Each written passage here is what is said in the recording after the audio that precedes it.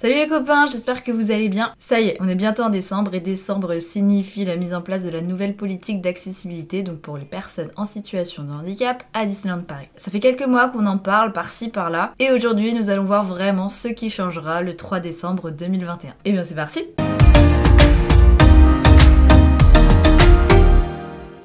Donc avant, nous avions les cartes vertes et les cartes oranges. Oubliez-les, elles n'existeront plus. Donc on va d'abord commencer par voir l'avenir des cartes vertes. Je le rappelle, les cartes vertes étaient attribuées sur présentation d'un justificatif officiel de handicap pour les personnes ayant un handicap permanent. Sur la carte était coché le type de handicap de la personne, et en fonction de ce handicap, certaines attractions pouvaient être totalement interdites. Ou encore, pour d'autres types de handicap, la personne devait obligatoirement avoir un accompagnant pour toutes les attractions qu'elle faisait. Cet accompagnant étant obligatoire, la personne accompagnante pouvait rentrer gratuitement sur le parc. Et dans tous les cas, cette carte permettait un accès prioritaire immédiat aux attractions par une file dédiée. Pour les nouvelles cartes, il n'y a plus d'accompagnant obligatoire, ce qui implique qu'il n'y a donc plus non plus cette gratuité d'entrée. Néanmoins, il restera une réduction de moins 25% pour la personne en situation de handicap et pour une personne de son groupe. Maintenant, cette nouvelle carte, elle va ressembler à quoi? Eh bien, à ça. Vous pourrez pour l'obtenir pré-remplir un formulaire sur le site de Disneyland Paris jusqu'à un mois avant votre visite. Ce n'est pas obligatoire, mais ça vous fera gagner beaucoup de temps. Ensuite, il faudra vous rendre soit à Citeo, la Studio Service, au bureau des passes annuels, avec ce formulaire pré-rempli et un certificat officiel de handicap fourni par la MDPH. Si vous n'avez pas ce justificatif, cette carte ne vous sera pas attribuée. Donc comme vous le voyez, il y aura votre nom, votre prénom, la date d'expiration de votre carte, ainsi que, gros changement, votre photo. Car comme vous le savez, pour passer en priorité aux attractions, il faut que la personne possédant la carte fasse aussi l'attraction. On peut pas juste envoyer son groupe et ne pas la faire. Nous, ça va beaucoup nous aider parce qu'en fait, on n'avait aucun moyen de contrôler l'identité de la personne qui nous présentait la carte verte, sauf pour les passes annuelles parce qu'on pouvait demander le pass annuel et là, on avait la photo. Et ça donnait lieu à quelques entourloupes, si je peux dire, parce que des fois, il y avait des gens qui prenaient la carte de quelqu'un d'autre pour passer en priorité. Ce qui, bien sûr, pouvait augmenter le temps d'attente d'autres personnes qui, elles, possédaient vraiment la carte. Ça, au moins, ce sera fini. Et vous le voyez, nous, opérateurs, nous ne verrons plus le type de handicap que vous avez. Mais à la place, il y aura une couleur et en fait, cette couleur définit votre niveau d'autonomie. Cette couleur vous sera attribuée par le cast member qui vous fera la carte. Et pour ça, il vous posera simplement des questions du type est-ce que vous avez besoin d'un accompagnant dans toutes les attractions? Est-ce que vous êtes capable de descendre des escaliers, descendre d'une échelle tout seul, etc. Nous, tout ce qu'on saura avec cette couleur, c'est si en cas d'évacuation,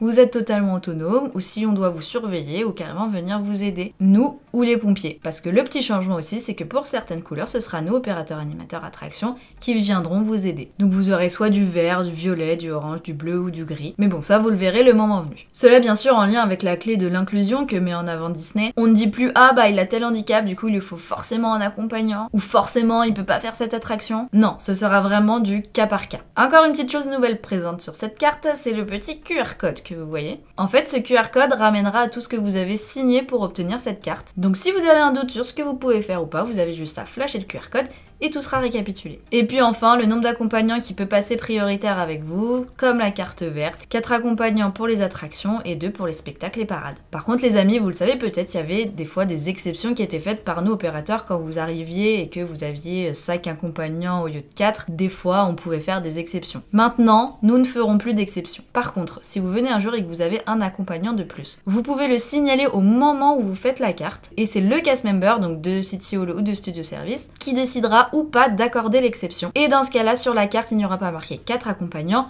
mais par exemple 5. Et si vous avez un pass annuel, vous allez bien sûr pas changer votre carte à chaque fois pour changer le nombre d'accompagnants. Du coup, vous pourrez retourner le jour même à City Hall, par exemple, avec les accompagnateurs supplémentaires. Et pareil, le cast décidera ou non s'il fait l'exception, et s'il fait l'exception, tous les accompagnateurs supplémentaires auront un bracelet pour qu'ils soient identifiés comme tels, et dans ce cas-là, on les laissera passer. S'il n'y a pas ce bracelet ou si c'est pas directement marqué sur la carte, il n'y aura pas d'exception faite directement aux attractions, aux entrées des spectacles. Et puis la dernière chose aussi qu'on peut voir sur la carte, c'est votre nationalité. Comme ça, quand vous nous présentez la carte, on voit directement si vous parlez français, anglais, espagnol, italien. Voilà, donc la carte verte est remplacée par une carte appelée carte de priorité. Et la carte orange alors? La carte orange qui de base était attribuée à toutes les personnes souffrant d'un handicap temporaire sur présentation d'un simple certificat médical. Par exemple, quelqu'un qui s'était tordu la cheville. Elle permettait d'avoir accès aux attractions et aux spectacles sous forme de rendez-vous, donc vous alliez à l'entrée d'une attraction et puis nous on vous donnait un rendez-vous en fonction du temps d'attente qu'on avait, on enlevait 10 minutes et puis on vous donnait une heure de retour et quand vous veniez à l'heure qu'on avait notée, vous aviez accès à la file d'attente dédiée aux personnes en situation de handicap comme les cartes vertes. Maintenant, si vous avez un handicap temporaire, vous n'aurez plus le droit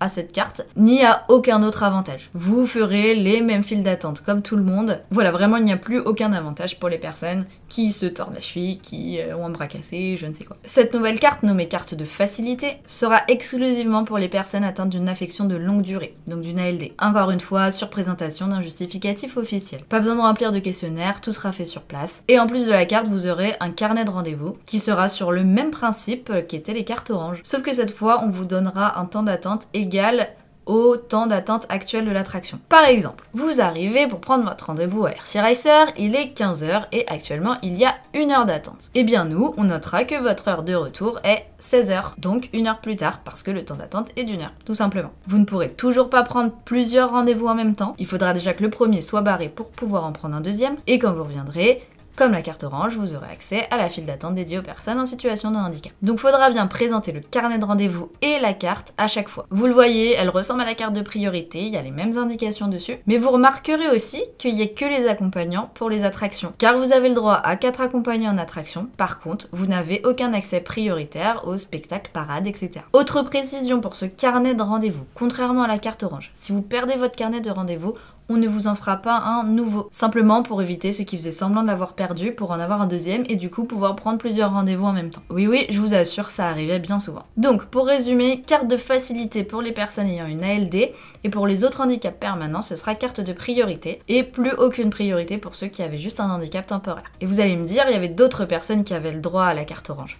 C'était les femmes enceintes. Les femmes enceintes n'auront plus de carte, mais à la place auront un bracelet avec pompon dessus. Et elles auront un accès immédiat aux files d'attente dédiées avec 4 accompagnants pour les attractions et 2 pour les spectacles et parades. Et elles auront aussi priorité aux caisses des boutiques, des restaurants, aux rencontres avec les personnages, etc. Gros changement pour les femmes enceintes puisque plein d'attractions qui étaient interdites seront désormais autorisées mais déconseillées. Vous pourrez aller voir un cast à l'entrée de ces attractions déconseillées et demander pourquoi elles sont déconseillées. Mais ce sera à vous, en toute connaissance de cause, de prendre le risque ou pas de la faire. Par contre, bien entendu, il y en a qui resteront interdites. Tous les coasters ou Autopia, Star Tour, tout ça, ça reste interdit. Mais dans celles qui deviendront fortement déconseillées mais autorisées, il y aura par exemple Peter Pan, Teacups, Pinocchio, Blanche-Neige, Pirates des Caraïbes, Phantom Manor, Casey Junior, Slinky Dog, Parachute, Les Tapis d'Aladin ou encore Ratatouille. Voilà, je crois que j'ai fait le tour. Va y avoir du changement, oui, mais il faut voir ce que ça donne. Et surtout, dès que ça sera mis en place, faire remonter au maximum les informations pour voir ce qui est bien, ce qui n'est pas bien. C'est nouveau, ça peut toujours changer, ça peut toujours évoluer. Je pense que ça va être top pour certains trucs, notamment la fin de la stigmatisation, que ce soit vraiment aux visiteurs d'évaluer ce qu'il peut faire ou pas. Après, voilà, il y a quelques points personnellement sur lesquels je ne suis pas d'accord.